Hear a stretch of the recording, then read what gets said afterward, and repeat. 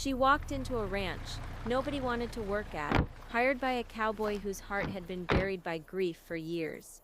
No one expected her to last, especially not the brooding man who'd built walls around his past. But when secrets from his lost love resurface, will they destroy everything she's worked for, or will they heal the scars neither of them knew could be fixed? Watch as the impossible happens, and a journey of pain, redemption, and unexpected love unfolds. The first thing I noticed when I saw the ad was the starkness of it.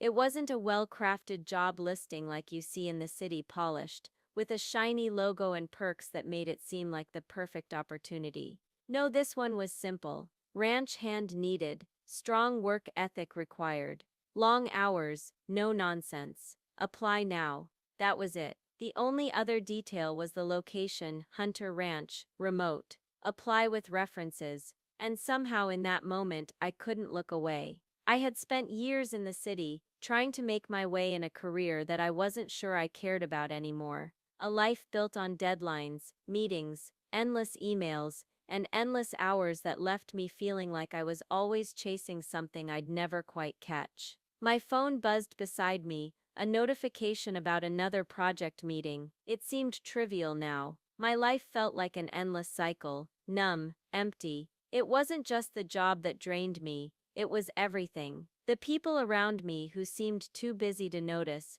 too distracted by their own pursuits to care. It was the way I felt small and unseen, even in the middle of a crowded room, even in the life I had built. The thought of leaving it all behind terrified me, but it also pulled at me. The idea of escaping everything, of stepping away from the life that had never quite fit. I'd been running from something for years, perhaps from myself, and that's when I saw the ad again, this time with more intensity. I hadn't been born into a life of luxury, but the city had offered a kind of comfort that seemed like it would always be there. But it wasn't, and I was starting to understand that. I remembered the words that my mother used to say when I was younger. You've got to take the opportunities that life gives you. Well, life had given me one, Hunter Ranch. I hadn't heard of it before, but it was clear that it wasn't just another job. No one would choose this kind of work unless they were driven by something beyond the ordinary. The name Hunter stuck with me, strong like someone who could weather any storm. The name of a man who had probably been just as tough as the land itself. That intrigued me. The job itself scared me, but there was something even more frightening about staying in the life I was living. It was a decision that came to me in a rush, like a wave that I couldn't avoid. I applied immediately, sending off my resume with a quick cover letter, but my heart was racing the whole time. I hadn't had any expectations. I didn't know what to expect, but I also didn't want to think too much about it. I just had to go. When I pulled into the long dirt road that led to Hunter Ranch, I felt a mixture of excitement and dread. The ruggedness of the land stretched before me, vast and seemingly endless. There were no grand gates, no towering fences, just a wide open space. The ranch itself wasn't visible at first, hidden by hills and brush, but I could feel the weight of it, the isolation. This wasn't a place for people who wanted to be seen or praised. This was a place for people who wanted to work hard, who needed to prove something. And in some strange way, it felt like the perfect place for me. As I neared the ranch, I saw a figure standing in front of the barn, a tall man with broad shoulders, wearing a worn cowboy hat that cast a shadow over his face. He was standing still, almost like he was part of the landscape itself. The cowboy. I parked my car, the gravel crunching beneath the tires, and hesitated for a moment before stepping in. I could feel my heart pounding in my chest, my palms sweating despite the cool breeze. I had never worked on a ranch before, never spent a single day in this kind of environment. I didn't know what was expected of me, but I knew I was about to find it. The cowboy looked over at me as I approached. His eyes were a piercing shade of blue, but there was nothing warm or welcoming about them. They were cold, sharp, assessing. His lips were set in a firm line, his face weathered from years of hard labor under the sun. There was no smile, no greeting, just the look of a man who was used to silence and solitude. "You the one they sent?" he asked, his voice low and gravelly, like a man who didn't speak unless he had to. I nodded, trying to hide the nervousness that was creeping up on me. Yes, I'm Evelyn. I applied for the job. He studied me for a moment longer, as if deciding whether I was worth his time. Finally, he grunted, then motioned toward the barn behind him. We'll see if you're cut out for this. Get inside. I'll show you the ropes. The first few hours were brutal. The ranch wasn't like anything I had imagined. The air smelled of hay, dirt, and the occasional animal that clung to the walls of the barn. The work was physical, scooping hay, cleaning the stalls, feeding the horses, and fixing fences. I was constantly moving, never given a moment to rest. Every time I thought I'd catch a break, there was more to do. It was demanding far beyond what I had prepared myself for. I felt a soreness in my body that I had never known before. My muscles were aching, my hands covered in calluses, my face streaked with dirt.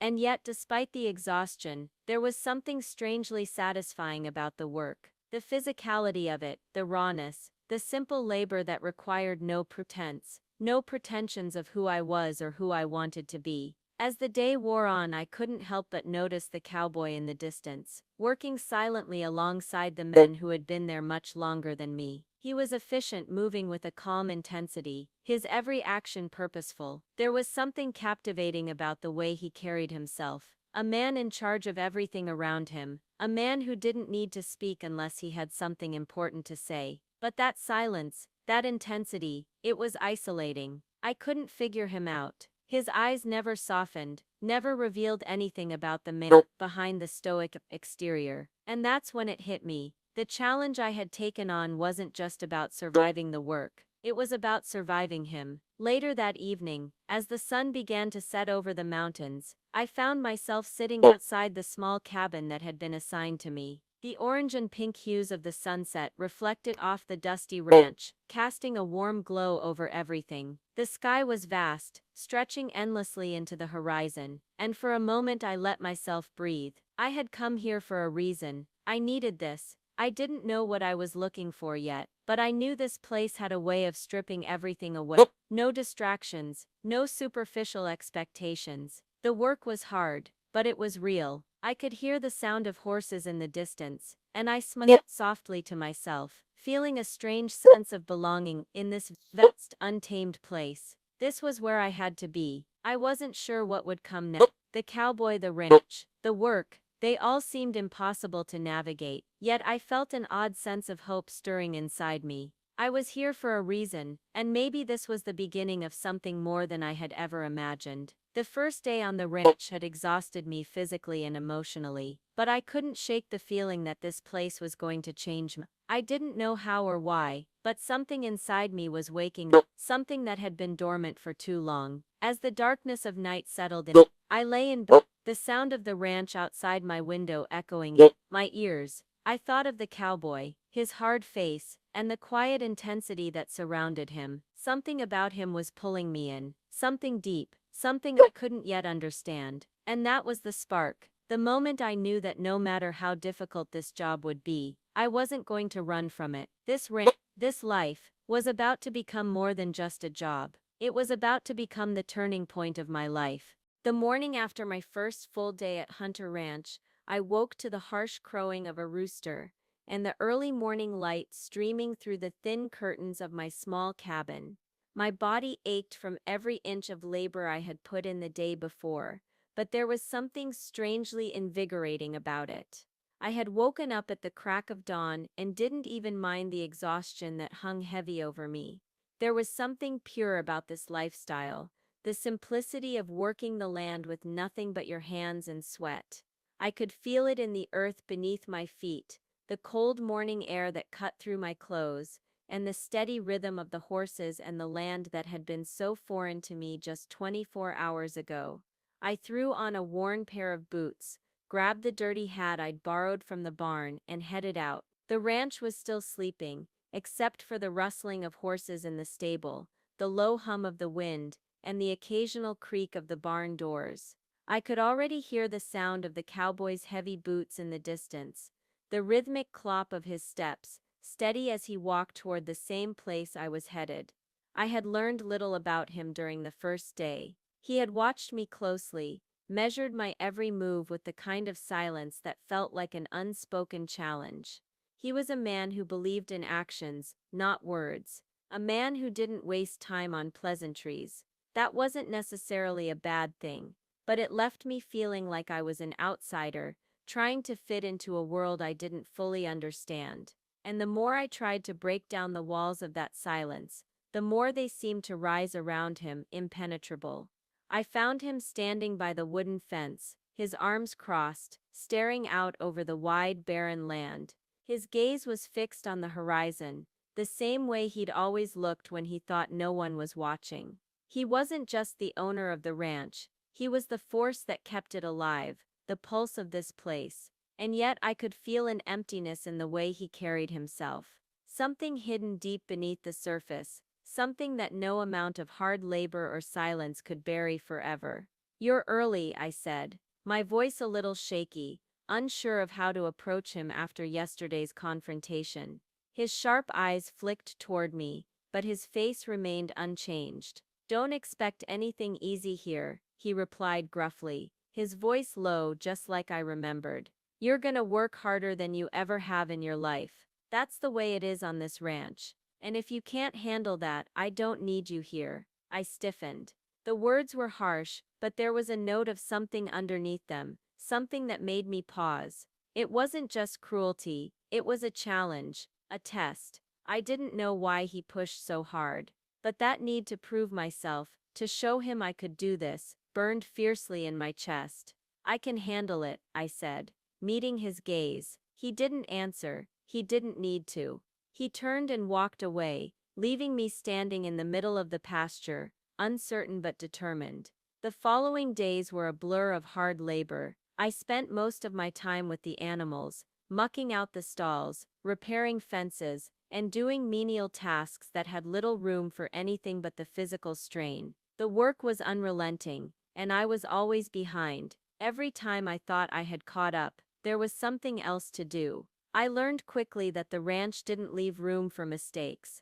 The cowboy didn't tolerate inefficiency, but there was a quiet approval in his eyes when I succeeded in fixing a fence or calming an anxious horse. Still, there was never any acknowledgement, never a word of praise, just his cold, calculating eyes on my every move. But slowly I started to change. I learned how to fight exhaustion, how to use my body in ways I never thought I could. And more than that, I learned how to work in silence, how to find peace in the rhythm of the ranch, in the steady trot of the horses, in the wind that blew across the fields. Each day was an opportunity to prove myself, to show the cowboy that I belonged here, even if it seemed like no one else noticed. It wasn't until the 5th day that I had my first real conversation with him.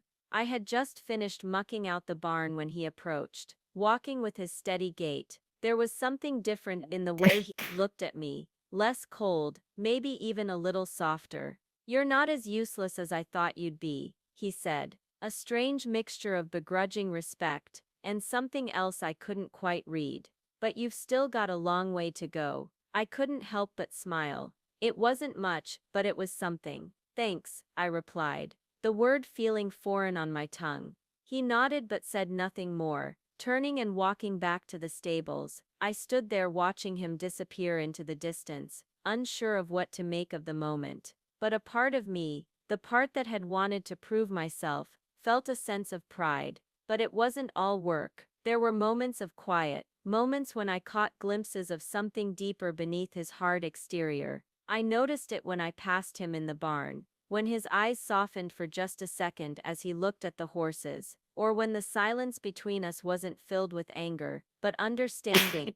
I saw it when he reached out to help me with a difficult task, his calloused hands steadying mine. There was something buried deep inside him, something that hinted at vulnerability, a pain that ran deeper than the walls he had built. One afternoon, after a long day of work, I found myself alone in the cabin, cleaning up after dinner when the door suddenly opened. It was him again, standing in the doorway, his silhouette framed by the dimming light outside. His face was unreadable, as always, but something in his posture seemed different. We stood there for a moment, neither of us speaking. The weight of the day hung between us, and for the first time the air didn't feel heavy with tension. It was just still. "You need to get some rest," he said, his voice softer than usual, his gaze lingering on me for just a second too long. The work won't stop, I nodded, not sure how to respond to this strange shift in our dynamic. I'm fine,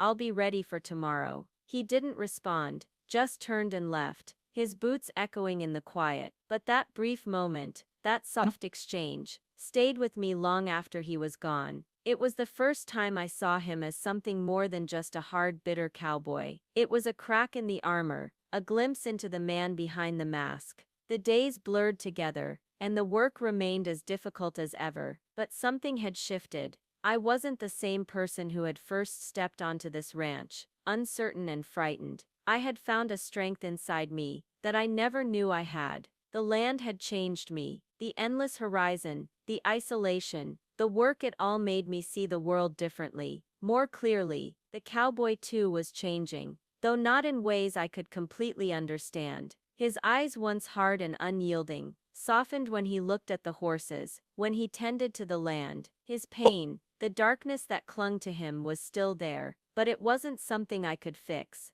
I knew that now. He was a man shaped by tragedy, by loss, and yet in the quiet moments when we worked side by side, I couldn't help but feel that we were both learning something about ourselves, about each other. By the end of the first week, I realized something. The job that no one else wanted, the harsh conditions, the impossible cowboy, the unrelenting work, it was the very thing that had brought me to life. This place, this ranch, had given me purpose in a way I never expected. And the cowboy, hard as he was, distant as he remained, had somehow become part of that. Not through any words he had spoken, not through any acts of kindness, but through his quiet strength, through the example he set by enduring each day without complaint. I wasn't sure what would happen next. Would the cowboy continue to push me away? Would I ever break through the walls he'd built around himself? Would this ranch, with its dust and isolation, ever become more than just a place to survive? I didn't know, but for the first time in my life, I wasn't afraid of the answers. I was ready to face whatever came next. It was the third week when I realized something I hadn't expected. The ranch was no longer just a place where I worked to survive. It was becoming my home. I woke early one morning, just as I had every day since arriving, with the first light of dawn creeping through the cracks in the cabin. But today felt different. I wasn't filled with dread at the thought of another long day ahead. There was no anger boiling in me at the idea of spending another 12 hours hauling hay or repairing fences. Instead, there was a quiet acceptance, a sense that I belonged to this place, even if I didn't fully understand it yet. The sun had barely risen, and the air was cool, crisp in a way that made me feel alive. The horses were already awake, their soft whinnies echoing through the pasture. I stepped outside, feeling the damp grass beneath my boots, my hands still stiff from the labor of the day before. The morning was still, peaceful even, and for the first time I found myself looking at the wide open land with a sense of wonder. It stretched out before me, endless, untamed, wild in a way that seemed to echo the untapped parts of me. I took a deep breath, inhaling the fresh air. This was where I was meant to be. The realization hit me like a quiet wave, but as it settled, something else shifted. The cowboy Gage had been slowly changing in ways I hadn't noticed at first. For the past few weeks, his demeanor had softened, ever so slightly. He still had that hard edge, that sharpness in his eyes, but I noticed moments of tenderness in him that I had missed before. The way he looked at the horses, the care he took when he tended to them, the brief moments when he would offer a grunt of approval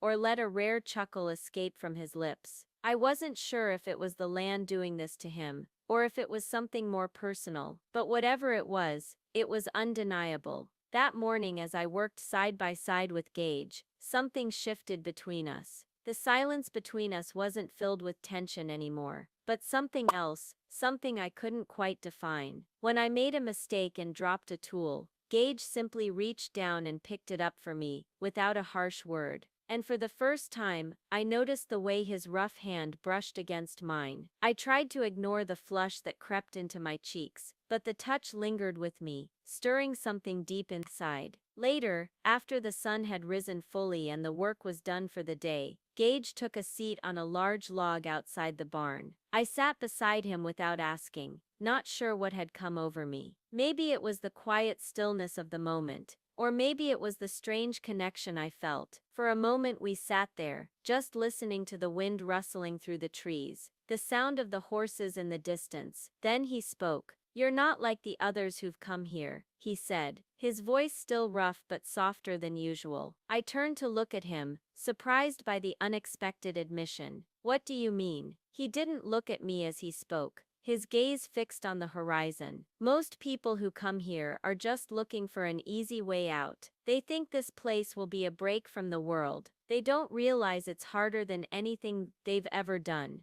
They leave, and they don't come back." I nodded, understanding what he meant. I had felt it too, the brutality of the work, the isolation. It wasn't easy, but for some reason I was still here, still pushing through. "I'm not going anywhere," I said quietly, unsure of why I felt so sure of it. "I'm here for the long haul." For a moment I could have sworn I saw something flicker in his eyes, a spark of something almost grateful. It was gone too quickly for me to understand, but I couldn't help but feel like we had crossed some kind of unspoken line. In the days that followed, Gage's walls continued to crack, albeit slowly. The moments when we worked together without words became more frequent. We'd both be bent over a broken fence, or tending to the horses, and the silence between us didn't feel awkward anymore. It felt comfortable, like something that had always been there, waiting to be discovered. I still didn't know much about Gage's past, and he never spoke about it, but I could sense there was more to him than just the harsh cowboy persona he projected. One evening, after finishing up some work on the barn, I caught a glimpse of a photo on his desk. It was worn, edges frayed. The photo was of a woman, her face smiling, full of life, standing beside Gage in front of the ranch. It wasn't hard to imagine the love they had shared, the history they carried, but the emptiness in his eyes, when he glanced at that picture, told me everything I needed to know. She was gone, and he had lost more than just a woman. He had lost a part of himself. But it wasn't just Gage who had changed. I had. I realized that the more I worked here, the more I let go of my past. I stopped thinking about the city life I had left behind, stopped dwelling on the failure I had felt when everything in my life fell apart. It didn't matter anymore. I wasn't the same woman who had arrived at the ranch just weeks ago. This place, this unforgiving land, had forced me to confront who I was, and who I wanted to be. One evening,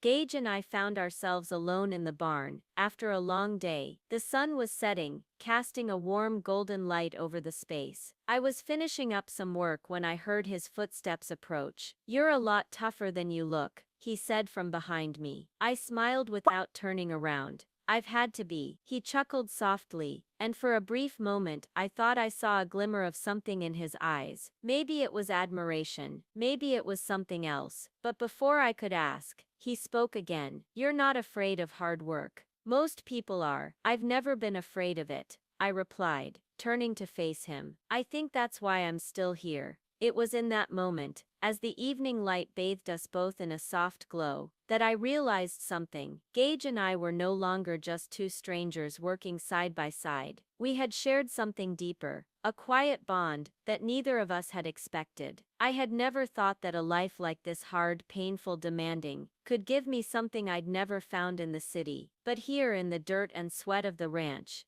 I had found something more than survival. I had found peace. The day after that evening, Gage didn't speak as much, but his actions spoke volumes. He worked beside me, guiding me through tasks with a quiet patience I hadn't seen before. The cowboy who had once intimidated me, the man who had seemed untouchable, was slowly, almost imperceptibly, becoming someone I could trust. As the days passed, our relationship changed. It was unspoken, but there was an understanding between us that we both had been scarred by life, both running from something, both carrying our own burdens. The more I saw of Gage, the more I understood that his harshness was a shield, a shield he used to keep people away, to keep his heart from breaking again. And despite everything, despite the pain we carried, despite the walls we built around ourselves, there was something between us, a spark, a connection that was undeniable. But what it meant, I still didn't know. The tension had been building slowly between us,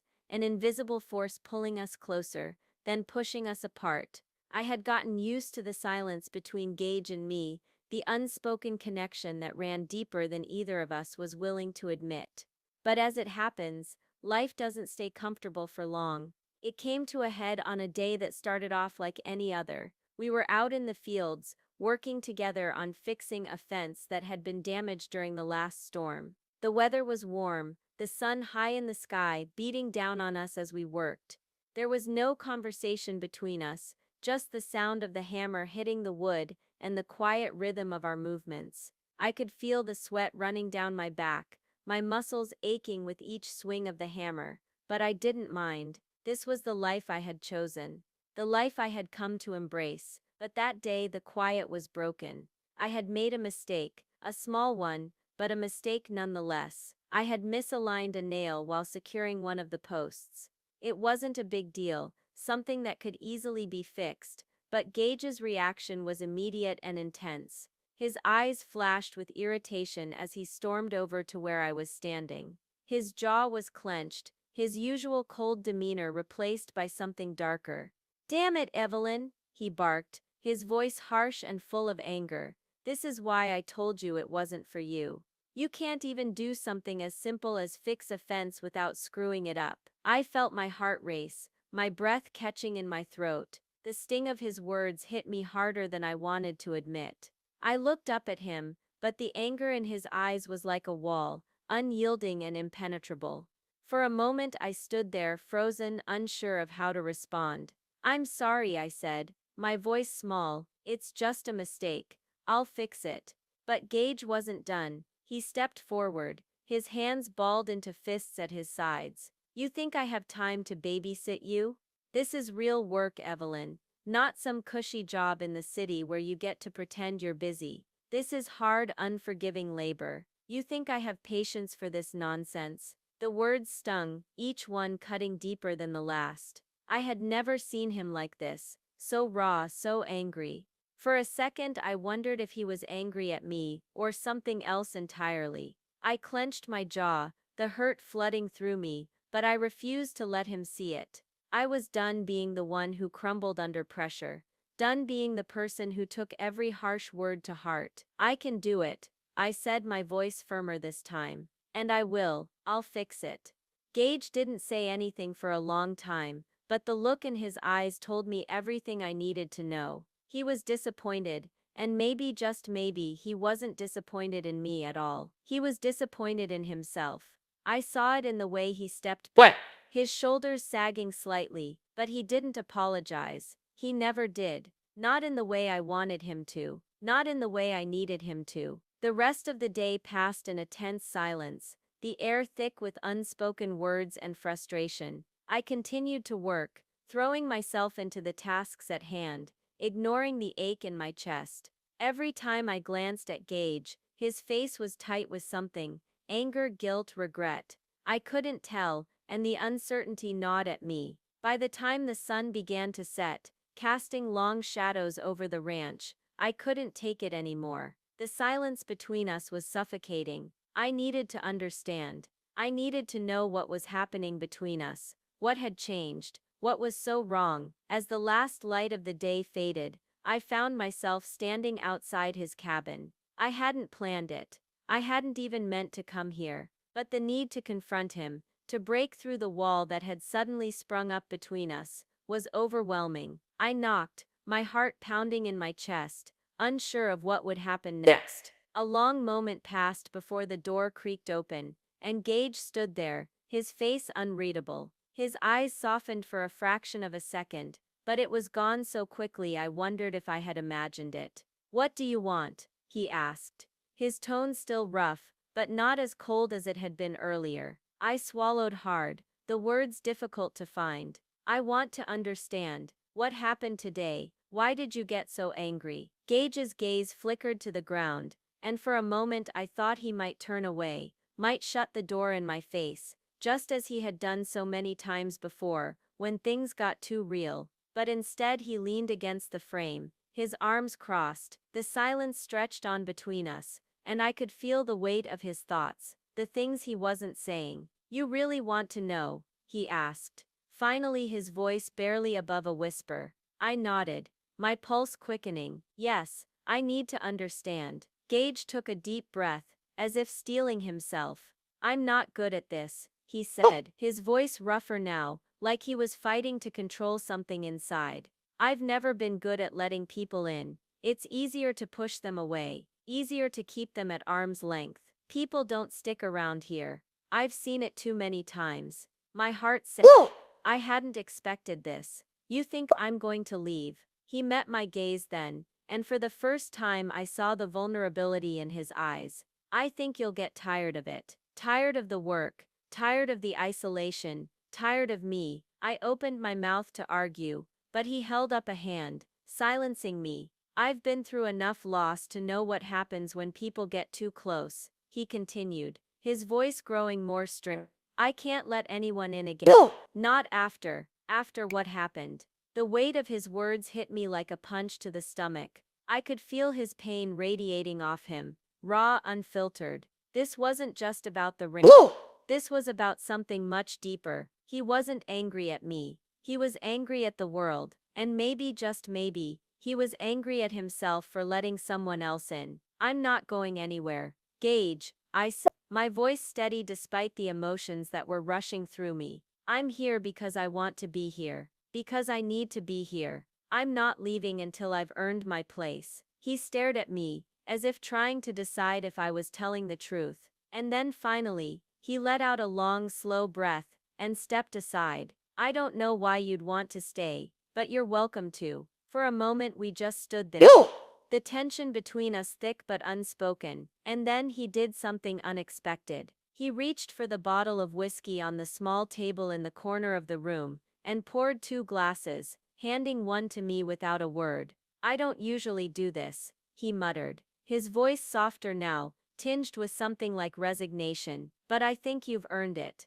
I took the glass, our fingers brushing for a brief second. There was no more anger in his gaze, just exhaustion. No. Something else, something I couldn't quite name. We didn't speak for a long time, both of us lost in the weight of the silence, each of us carrying our own burdens. But in that moment I understood something about Gage. The walls he had built around himself weren't just to keep others out, they were there to protect himself from the inevitable pain that came with caring for someone. And as much as I wanted to tear those walls down, I knew it wasn't my place. He had to be ready. The day had been hard, emotionally draining, filled with the heat of anger, the chill of vulnerability, and the quiet understanding that lingered between us. But the night had a way of softening everything, of letting us sit with our thoughts without the need for words. Gage and I sat side by side in the silence of his cabin, the weight of the day slowly ebbing away with each passing minute.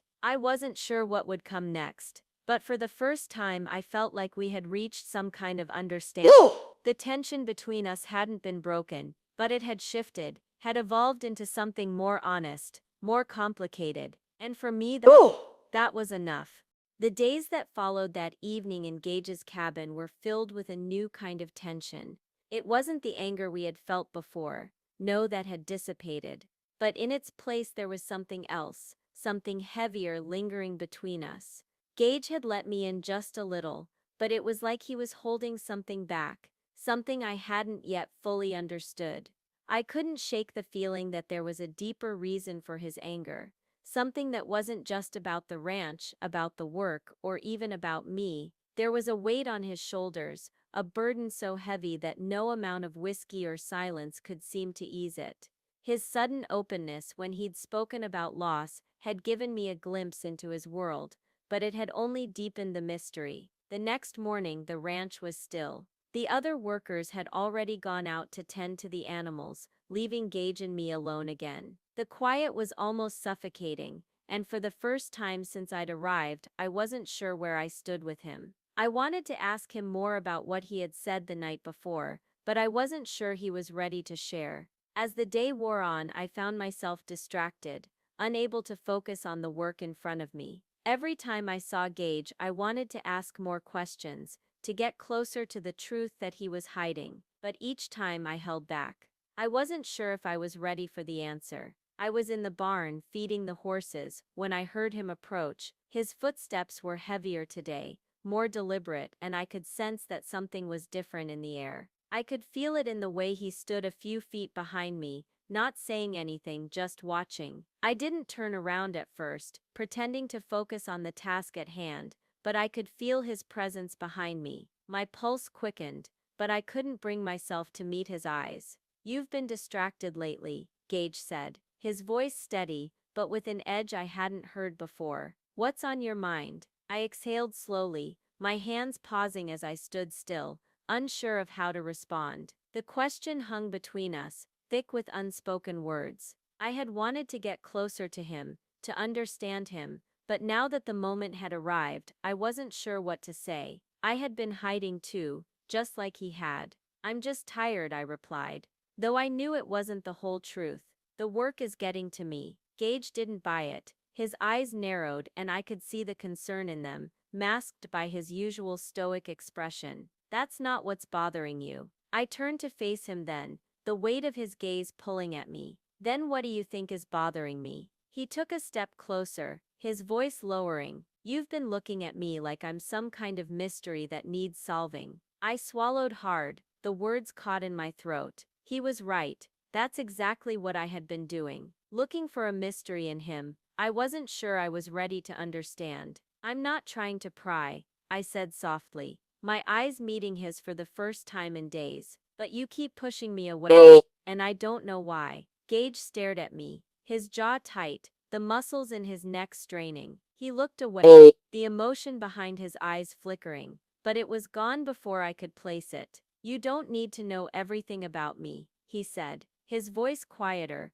almost resigned. "Some things are better left buried." I could feel my chest tighten, the weight of his words settling deep inside me. "Some things are better left buried." It was like a warning, an invisible barrier that kept me at a distance. "You've been through something," I said, my voice gentle, "something that made you like this. I can see it. You don't have to keep hiding it." Gage's eyes flicked to mine, the pain in them raw, but the anger quickly returned, building in the corners of his gaze. "You don't understand," he said, his voice growing harder. "You have no idea what it's like to lose everything. To lose the one person who made sense of this godforsaken place." I froze, the words hanging in the air between us, like a storm about to break. His wife. He had said it before, but I hadn't really let the words sink in. His loss, his grief, that's why he was like this. That's why he was so cold, so distant. I stepped forward, my heart racing. "Gage," I said softly, "I'm not asking for the whole story, but I think you've been carrying it alone for far too long." He didn't answer right away. His eyes shifted to the ground, and for a long moment I thought he might just walk away. But then with a heavy sigh, he spoke again, the words coming slowly, as though they were being pulled from the deepest part of him. "My wife Emily, she was everything to me. She was the one thing that kept me going when the ranch was failing, when everything around us was falling apart. We had a good life, until that damn accident." His voice broke slightly, and for the first time, I saw the vulnerability that had been hidden beneath the layers of anger and frustration. His face was still hard, but his eyes were filled with grief, deep unhealed pain that had been buried for so long. I could feel it in my chest, that tightness that came with hearing someone's heartache. "She was pregnant," he continued, his voice low, barely above a whisper. "We had a future planned, but then she died, along with the baby. And he trailed off, the words lost in the weight of his emotions. I couldn't handle it. I didn't know how to pick up the pieces after that. The silence between us was suffocating, and for the first time, I realized how much Gage had been holding back. All the anger, all the pain, it wasn't about me. It had never been about me. It was about the woman he lost, the life he thought he had, and the piece of himself that he would never get back. "I'm sorry," I whispered, the words feeling too small for the depth of his loss. I wanted to reach out to him, to offer some kind of comfort, but I knew better. He wasn't ready for that. He nodded once, his jaw set, his expression unreadable once again. But for the briefest moment, I thought I saw something in his eyes, a flicker of something softer, something that wasn't just pain. The rest of the day passed in a strange quiet. The storm of emotions had settled between us, but there was an unspoken understanding now, something that tied us together, even if we didn't have the words for it yet. Later that evening, we sat side by side in the barn again, not talking, but for once not needing to. The weight of the conversation still hung in the air, and though I didn't know what came next, I felt the shift between us. I didn't ask more questions. I didn't need to. Gage had let me see the man behind the cowboy, and though the walls hadn't come down completely, they had cracked just enough to let me in, and that was enough for me. The days after Gage's revelation hung heavy between us.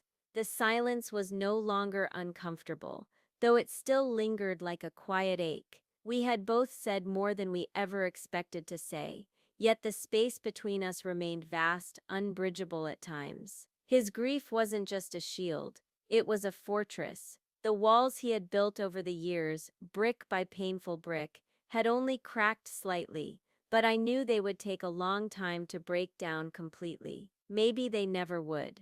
Gage's eyes, though, had softened in a way I had never seen before. He didn't speak to me with the same sharpness, the same coldness he had before.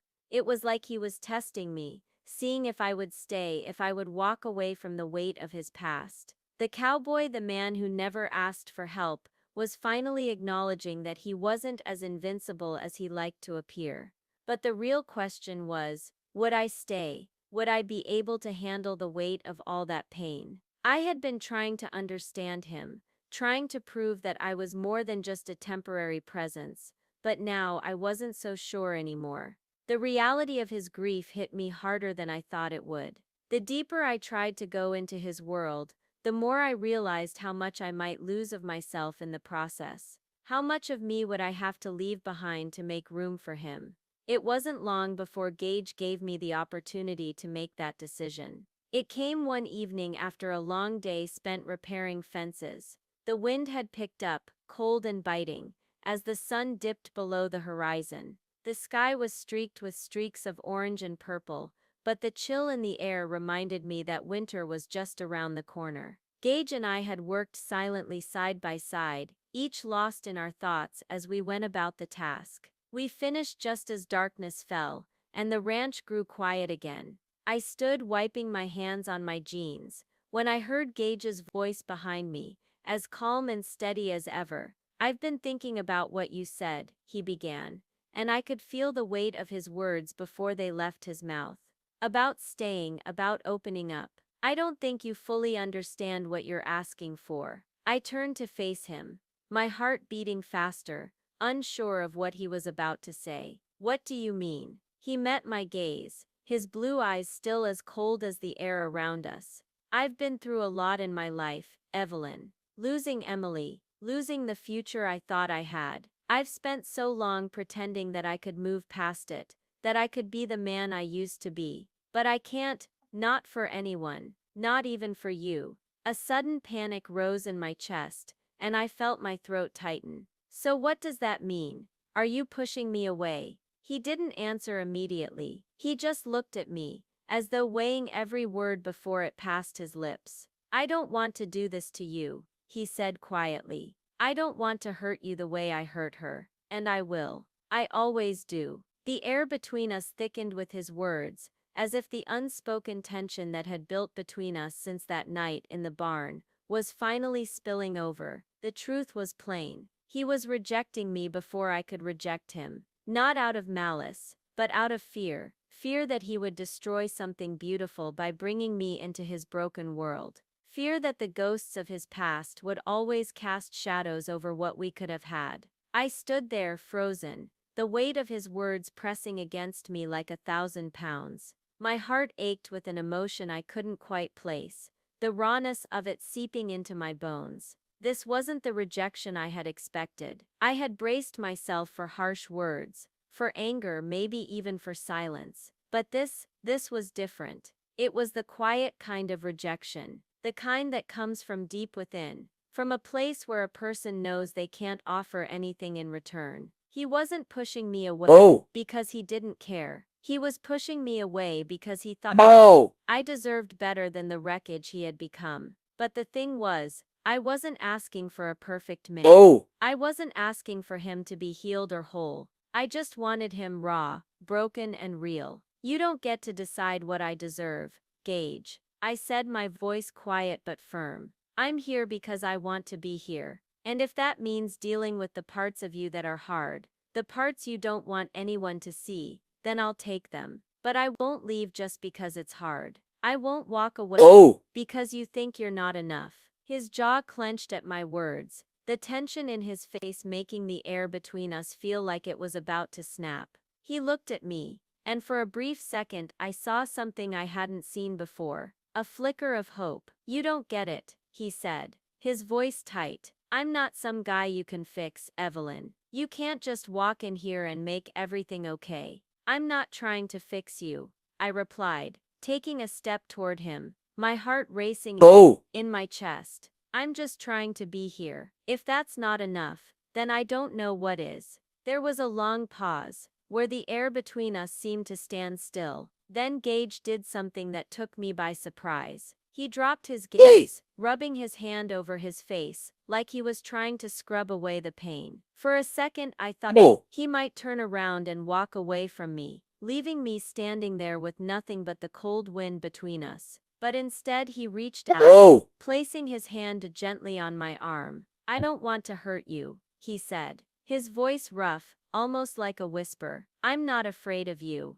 I said, my heart pounding in my chest. But I am afraid of losing you before we even have a chance. He didn't respond, but the weight of his touch lingered there, between us, like the unsaid words that had piled up between us for weeks. And in that moment, I understood. Gage had been rejecting me not because of who I was, but because of who he was. His fear, his grief. It wasn't just about me. It was about everything he had lost and everything he thought he would lose again.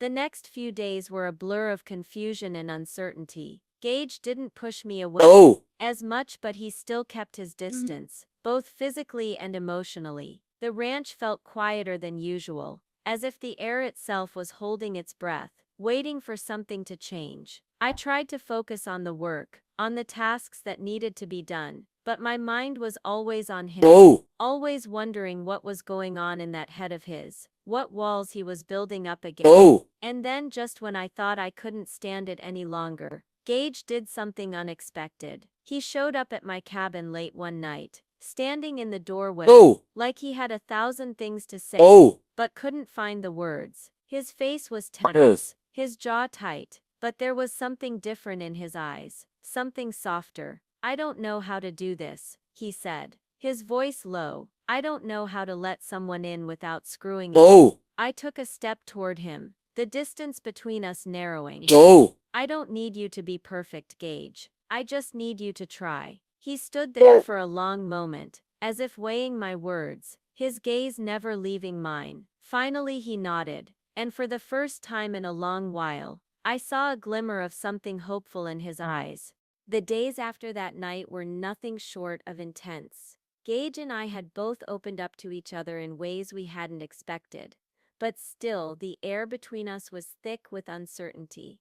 We had spoken of loss, of fear, but the truth was that neither of us knew how to move forward. The delicate bond we had begun to form felt fragile, as if a single wrong word or action could shatter it all. But there was also something undeniable, a shift in how we saw each other, a quiet understanding that maybe we didn't have all the answers, but together we could try to figure it out. The work at the ranch continued relentlessly, and I was determined to prove myself. But each day I found myself more and more distracted by thoughts of Gage. His presence was a constant pull, something that lingered with me long after the work was done.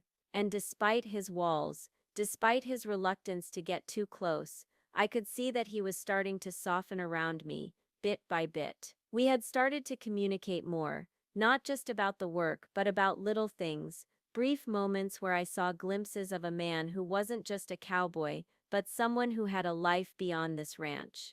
It was in the way he talked about his old ranching days, the things that had made him smile before the grief had consumed him. It was in the way he laughed, though it was rare and never easy. And it was in the way his eyes lingered on me when he thought I wasn't looking, as if I was something worth watching, something worth protecting. It was one afternoon as I was walking toward the barn to finish some chores that I noticed something off. The sky, which had been clear and bright all day, had started to darken. The wind picked up suddenly, cold and sharp, sweeping through the ranch with an urgency that made me pause for a moment. I glanced toward the hills in the distance, where dark clouds had started to gather. A storm was coming. Gage, I called, hurrying toward him as he stood by the fence, looking at the horizon with a frown. We need to get the animals inside. This looks like a big one. Gage didn't turn to look at me immediately. He simply nodded once, his jaw tight. I could see the storm in his eyes, a storm that had nothing to do with the weather. "We'll be fine," he said, but his voice was distant, distracted. I felt a chill run down my spine, but I didn't argue. We were already behind schedule, and the last thing I wanted was to leave the animals exposed to the coming storm. "Let's just get this done," I said, my voice firm. We worked together, moving quickly to secure the animals and the ranch, the wind howling around us. But despite the urgency of the storm, there was something else in the air between us, a tension that had been building since that night. The unspoken words, the feelings we hadn't fully acknowledged, were hanging like dark clouds above us. And as the storm raged on, it felt like we were both being pulled into it.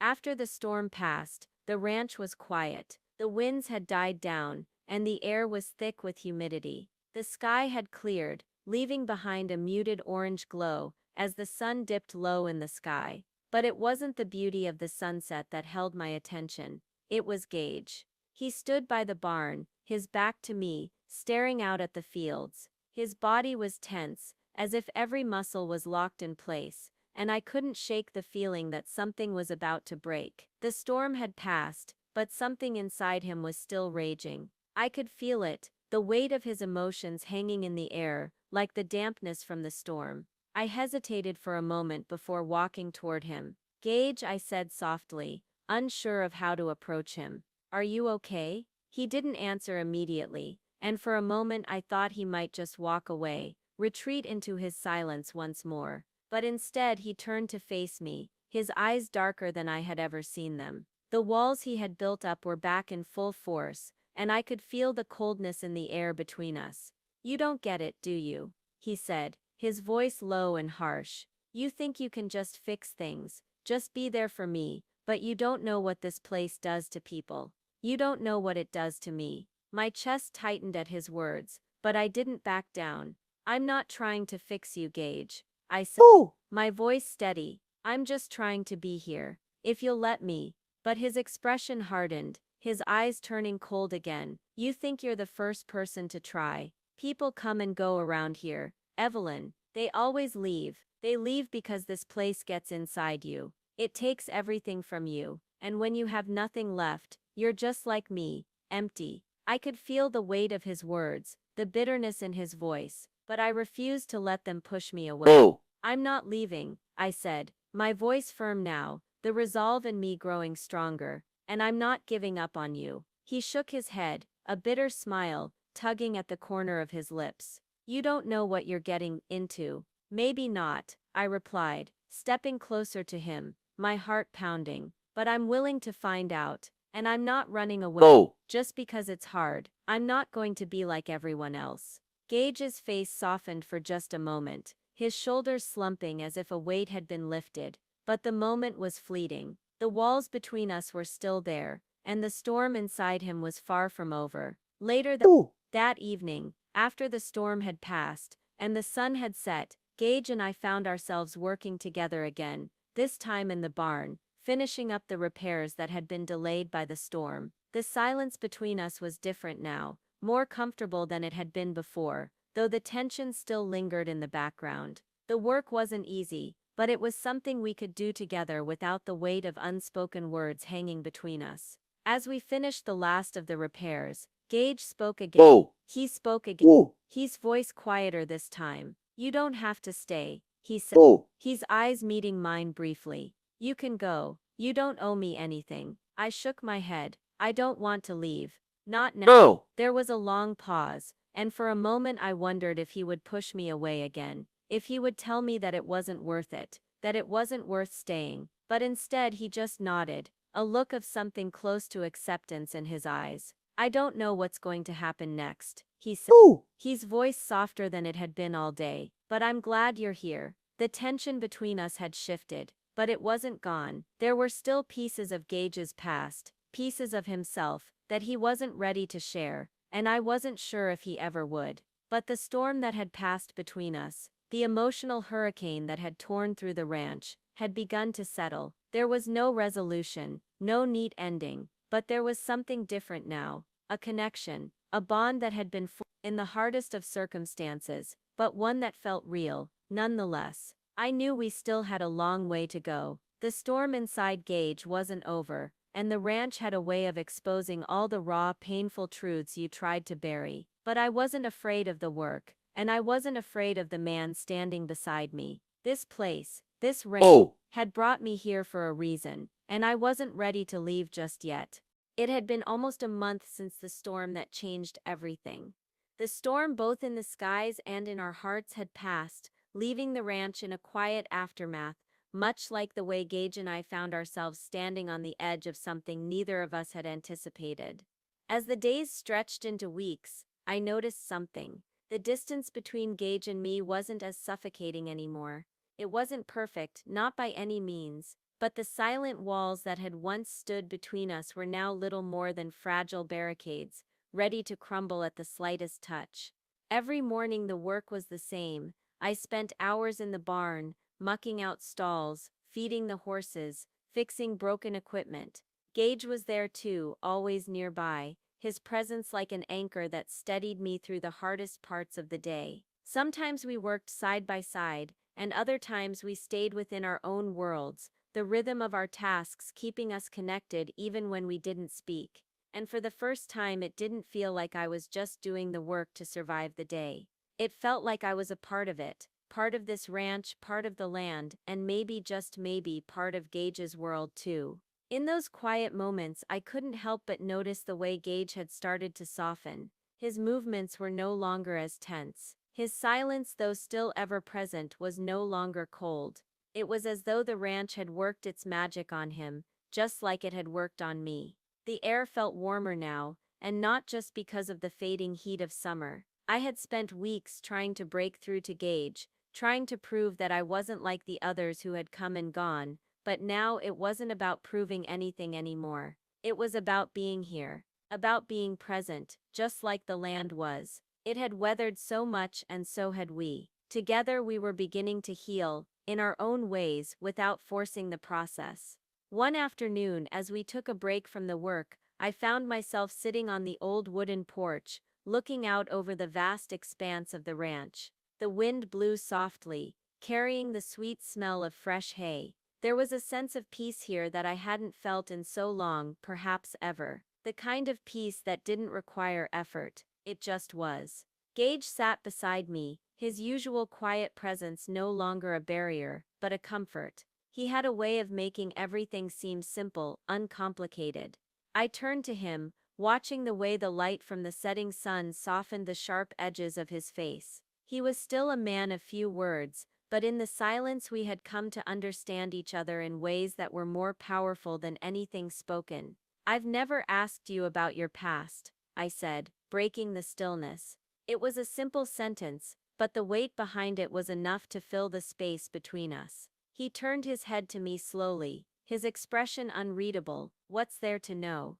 I studied him for a moment. "There's more to you than what I see on the surface, Gage. You know that." He didn't answer right away, but I could feel him thinking, turning the words over in his mind, like he had done so many times before.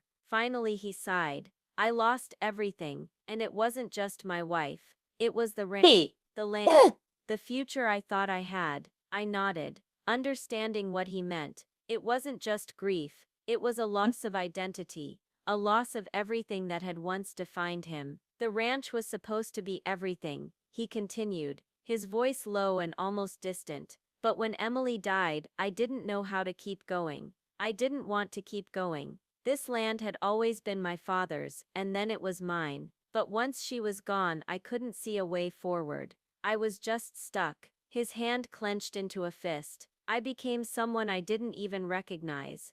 My heart ached as I listened to him. I saw the man he had been before the pain consumed him. A man who had loved fiercely and worked hard. A man who had been willing to give everything for the life he built. But the grief had crushed that part of him. It had hollowed him out, leaving only the shell of the man I saw now. You've spent so much time trying to outrun your grief, I said softly, touching his arm. But grief doesn't go away when you ignore it. It only grows heavier. You're not stuck, Gage. You're just afraid to move forward. He didn't respond, but his eyes softened slightly, as if he were allowing himself to hear my words for the first time. For a long while, we sat there in silence, the air around us growing cooler as the sun sank lower in the sky. There was so much left unsaid, so much that we couldn't put into words, but for the first time I felt like Gage was really listening, not just to my words, but to the part of me that had been trying to reach him all along. The following week, we spent more time working together.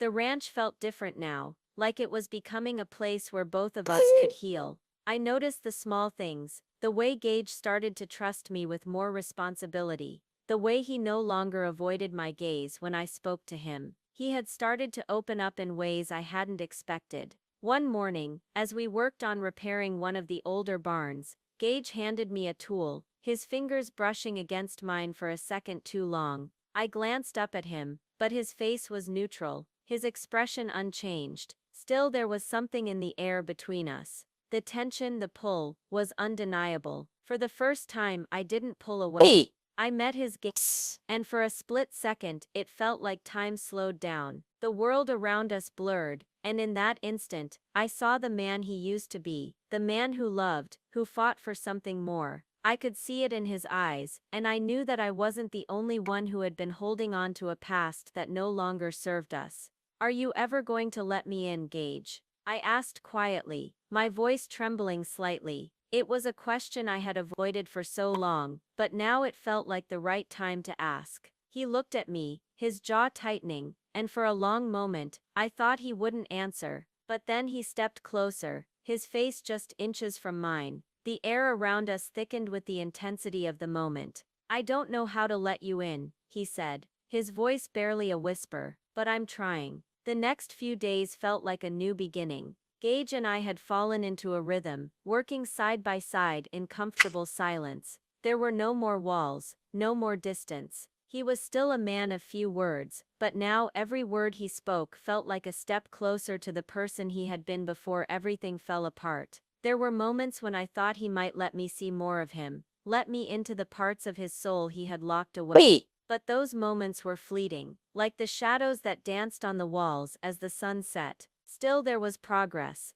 and for me that was enough. One evening, after a long day of work, we sat together on the porch, watching the sun dip below the horizon. The quiet of the ranch surrounded us, and for once the silence didn't feel heavy. It felt like peace, real hard-earned peace. I never thought I'd get here, Gage said quietly, his voice carrying the weight of everything he had been through. I never thought I'd find this again, this peace. I turned to look at him, and for the first time, I saw him not as the cowboy who was broken, but as a man who was learning to heal. I saw the man who was learning to let go of his past, not to erase it, but to live with it.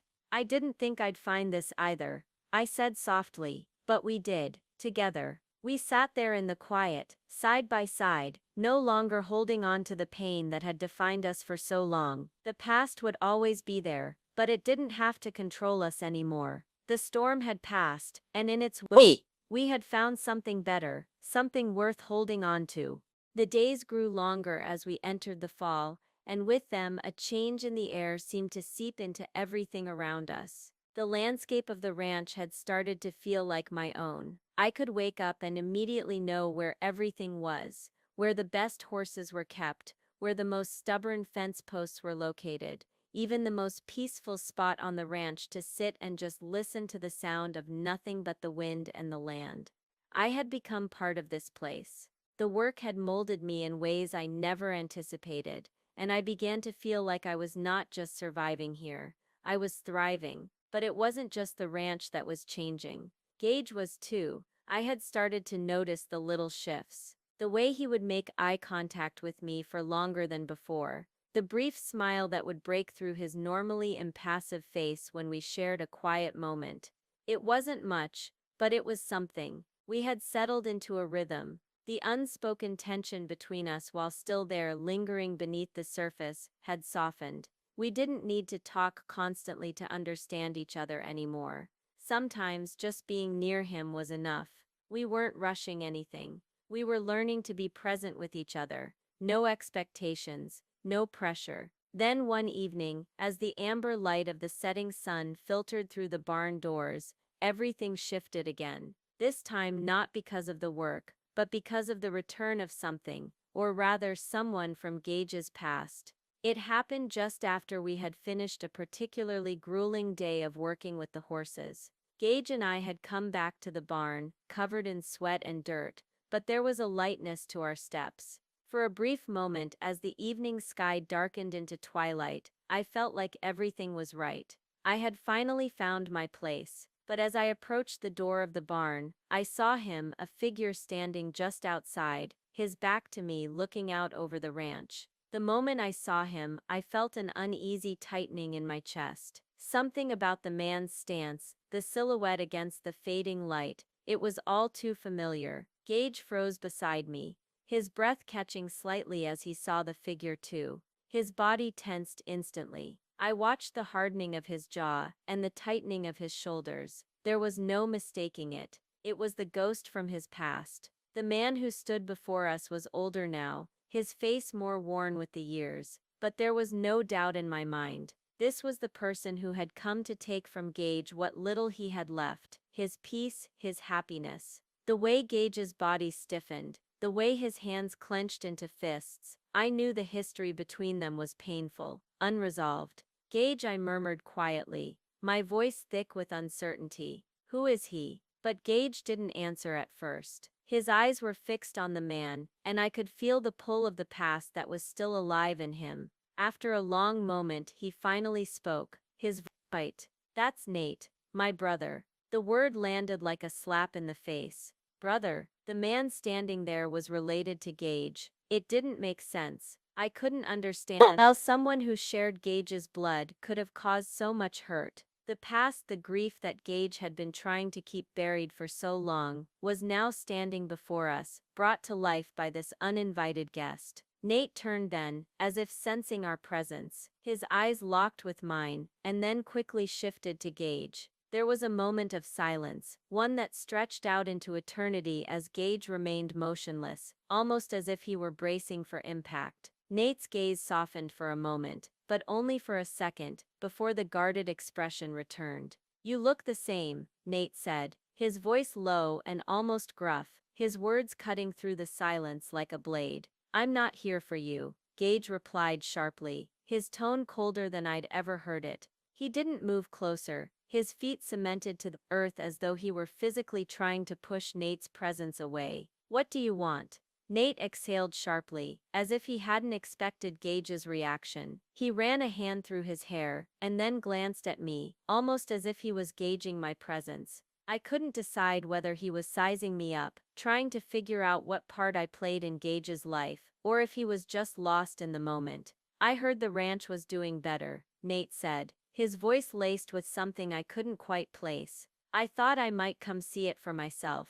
A sharp silence followed. Gage didn't respond right away, but his eyes flickered toward the barn, his body tense. What do you really want, Nate?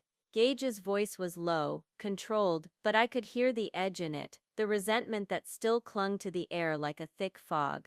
Nate paused, his eyes shifting between Gage and me, and then he said something that took the air out of the room. I'm here to make amends. The words hit me like a wave, crashing into everything I thought I knew about Gage and his past. Make amends. The brother who had hurt him so much, the one who had left him to pick up the pieces of his shattered world, was suddenly here to make amends. It felt like a cruel joke, the timing of it all. Gage stepped forward slightly. His eyes narrowed, his fists clenched at his sides. Make amends. His voice was nearly a growl, the anger and disbelief in it making the words almost unrecognizable. You think you can just show up here after all these years and expect that to happen? Nate took a step back, his eyes flickering with something I couldn't fully understand. But there was no denying the tension in the air. There was too much history between these two men, too much pain and broken trust. The past had come rushing back, and with it the old wounds that had never really healed.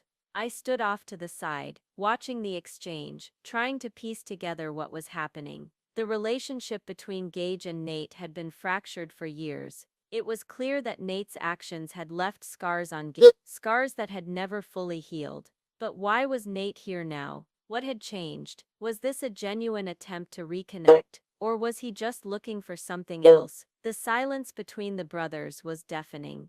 Finally Nate spoke again, his voice quieter this time. I know I screwed up. I know I wasn't there for you, for the ranch, for Emily, but I'm here now. I'm sorry. That's all I can say. Gage's expression darkened. The words didn't reach him. He didn't trust them. He didn't trust Nate. I don't need your apology. Gage finally spat, his voice cold and cutting through the air like a whip. I never did. The words hung in the air, unspoken and painful, like shards of glass. I could see the tension snap inside of Gage, the part of him that had been holding on to the bitterness and resentment for so long. He wasn't ready to forgive. Nate looked defeated for a moment, and then his face hardened. Then I guess this was a waste of time. He turned to leave, but something in me made me step forward. I looked at Gage, seeing the conflict in his eyes, but I knew the wound that Nate had left was deeper than just their broken relationship. It was tied to the grief of losing Emily, the sense of abandonment that had been with him ever since. I wasn't sure what I was hoping to accomplish by stepping forward, but I didn't want to see Gage push away the one chance he had at closure. Gage, I said softly, my voice breaking the silence. Maybe this is the moment you've been waiting for. Maybe this is your chance to heal. Gage turned toward me, his face softening just slightly, but then his eyes shifted back to Nate, and the old anger returned. I don't need him, he said through clenched teeth. But Nate didn't walk away completely. He stopped at the gate, his shoulders slumped. I came because I don't want to be the reason you're stuck anymore. Gage, he said quietly. I know I can't fix everything, but I can try. The tension between the brothers hung thick in the air, unresolved and raw. But Nate's words left something behind, something I hadn't expected. A small crack in the wall between them. It wasn't much, it wasn't enough to heal the past, but it was a start. As Nate finally turned and walked away, Gage didn't move, didn't say anything. His shoulders were still tense, his body coiled like a spring ready to snap. But there was something different in the way he held himself. He wasn't closed off as he had been before. He had let something in, if only for a moment, and for me that was enough. Be acknowledged, and perhaps one day, healed. The days grew longer as we entered the fall, and with them, a change in the air seemed to seep into everything around us. The landscape of the ranch had started to feel like my own. I could wake up and immediately know where everything was, where the best horses were kept, where the most stubborn fence posts were located, even the most peaceful spot on the ranch, to sit and just listen to the sound of nothing but the wind and the land. I had become part of this place. The work had molded me in ways I never anticipated, and I began to feel like I was not just surviving here, I was thriving. But it wasn't just the ranch that was changing. Gage was too. I had started to notice the little shifts, the way he would make eye contact with me for longer than before, the brief smile that would break through his normally impassive face when we shared a quiet moment.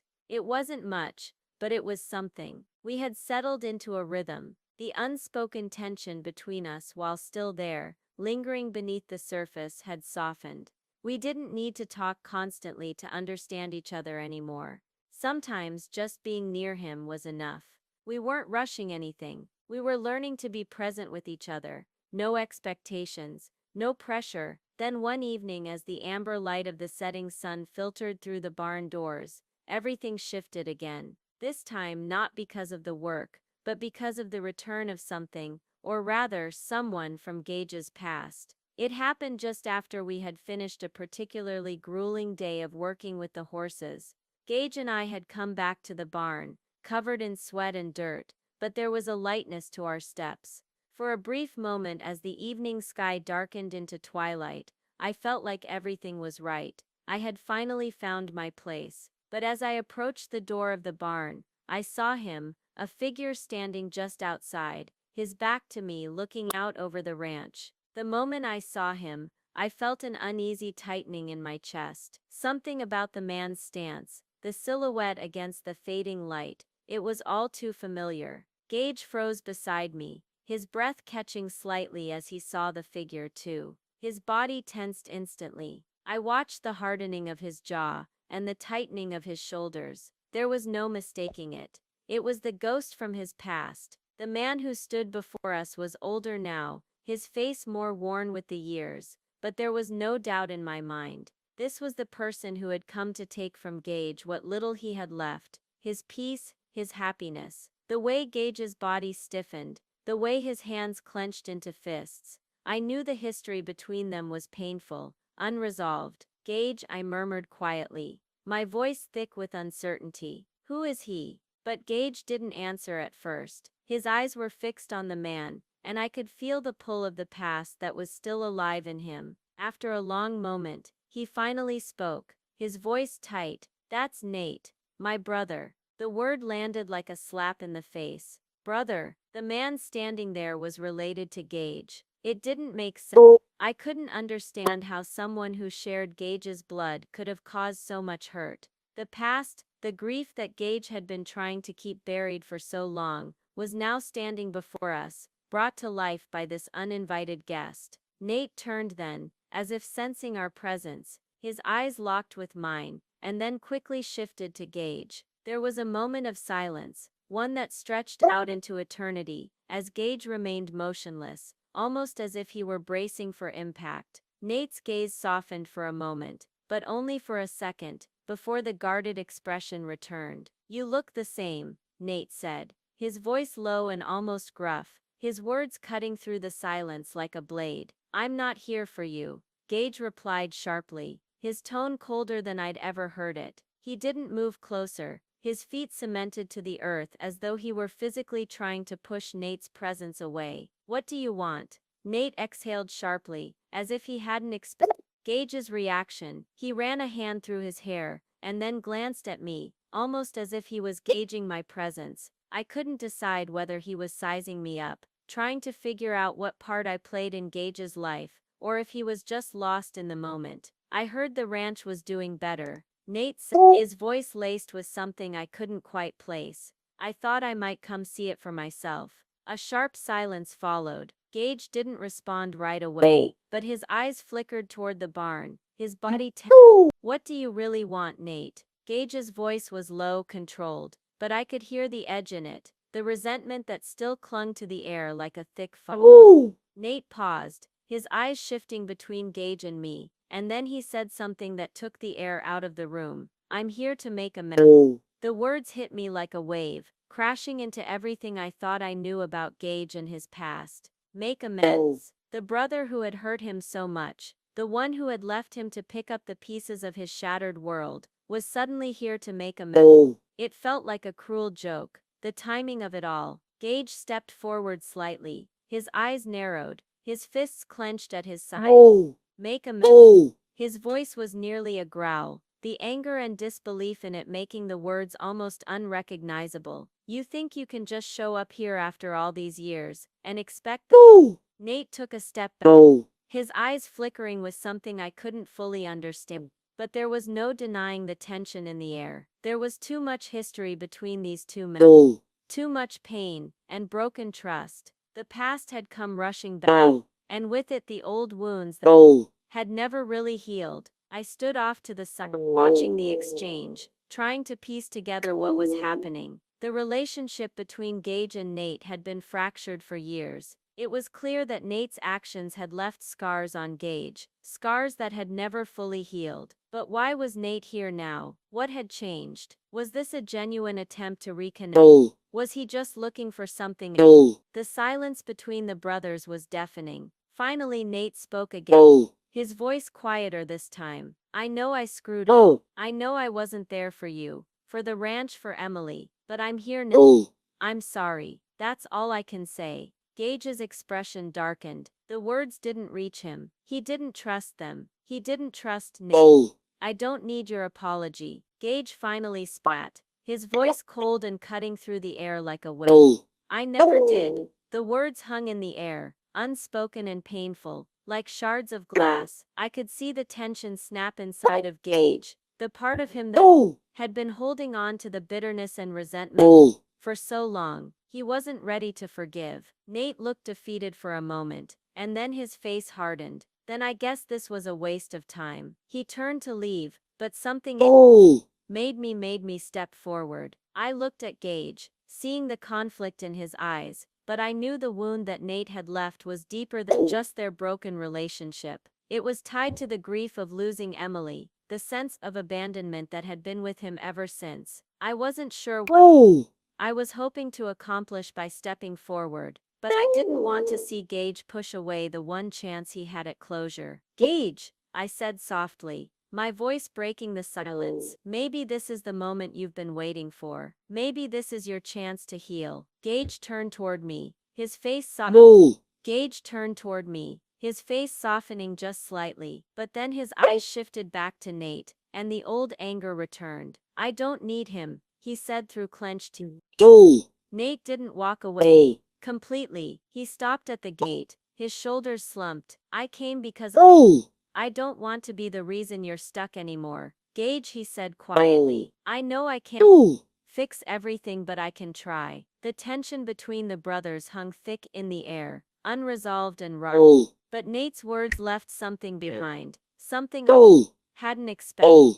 A small crack in the wall between them. It wasn't much. It wasn't enough to heal the past, but it was a start. As Nate finally turned and walked away, Gage didn't move, didn't say anything. His shoulders were still tense, his body coiled like a spring ready to snap. But there was something different in the way he held himself. He wasn't closed off as he had been before. He had let something in, if only for a moment, and for me that was enough. Be acknowledged and perhaps, one day, healed. The morning after Nate left, there was a stillness in the air. The ranch was quiet, save for the gentle rustling of leaves in the wind, and the occasional call of a distant bird. But for Gage and me, the silence felt different. It felt heavy, charged with everything that had just been brought to the surface. I watched him as he worked that morning, his movements slower, his gaze distant, lost in thought. The ranch's livelihood was the only thing he had been able to focus on for so long. But now, with Nate's sudden appearance, with the unresolved emotions that had resurfaced between them, I could see that Gage was torn between wanting to move on and the pull of the past that had kept him shackled for so long. I didn't know how to help him. The last few months had been the hardest of his life, but also the most transformative. He had finally started to allow me into his world, to show me the parts of him he had kept hidden. But the pain of his past, his grief over Emily, the loss of his family hadn't gone away. It had been suppressed, buried beneath the years of hard work and solitude. And even now, after all the progress, I knew that the wound was still fresh, still raw. We had spent so many days in silence, working side by side, both of us lost in our own thoughts. But today felt different. The unspoken tension that had always been present between us was finally beginning to crack, revealing something deeper, something more firm. We worked in the field, hauling hay and tending to the horses, the weight of the morning hanging between us. But as the hours passed, I began to notice small shifts in Gage's behavior. He was still quieter than usual, but there was something more in his eyes, a flicker of hope, maybe. Or maybe just an acceptance of what had happened. I wasn't sure, but I knew that he was trying to move past the weight of the past, trying to open himself up to the possibility of something new, something real. By midday, The heat had started to make the work unbearable, and we took a break. We sat on the porch of the barn, the breeze still warm but welcome after the grueling work we had just completed. Gage handed me a water bottle, his eyes meeting mine for a brief moment before he looked away. Didn't think I'd ever see Nate again, he said quietly, his voice carrying the weight of his emotions, but not the anger that had been there the night before. He's got a way of showing up when you least expect it. I nodded, unsure of how to respond. What did you think about what he said? Gage sighed, the sound heavy in his chest. I don't know. Part of me wants to forgive him. Part of me doesn't. He was my brother. He left me to deal with everything alone. He wasn't there when I needed him most. But now he's back, trying to make things right. I don't know if I'm ready to let him back in. I didn't say anything at first. I could see the internal struggle in his eyes, the battle between wanting to heal and wanting to stay angry, to stay distant from the person who had hurt him. But I could also see the cracks in the wall he had built around himself, the vulnerability that was beginning to seep through. You don't have to forgive him, right? I said softly. I think you're allowed to feel whatever you're feeling. But maybe this is the beginning of something. You don't have to carry all of it by yourself anymore, Gage. Not everything has to stay big. He met my gaze then, his eyes searching mine, as if trying to find the answer in my expression. I didn't have all the answers, but I had been right there beside him through everything. And for the first time I realized that I wasn't just here because of the work, or because of the challenge. I was here because of him. I don't know if I'll ever be able to forgive him for everything. Gage said quietly, his voice filled with uncertainty. But maybe I'll find a way to let him back into my life. I'm just not sure how to do that. We spent the rest of the afternoon working in silence. It was a different kind of silence than before. It was quiet, yes, but there was no tension.